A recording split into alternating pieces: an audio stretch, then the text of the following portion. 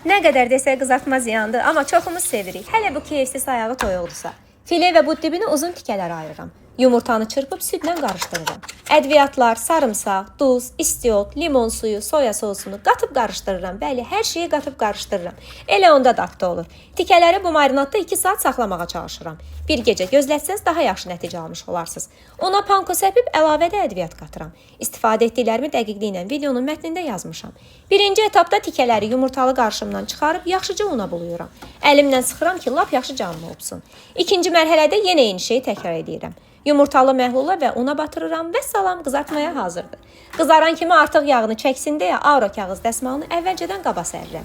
İsti-isti kağız dəsmalın üzərinə yığıram. Qızartma da olsa çalışıram, uşaqlar bunu tək yeməsin. Tortilla arasında belə bükmələr edirəm ki, ən azından yanında tərəvəz də olsa yesinlər.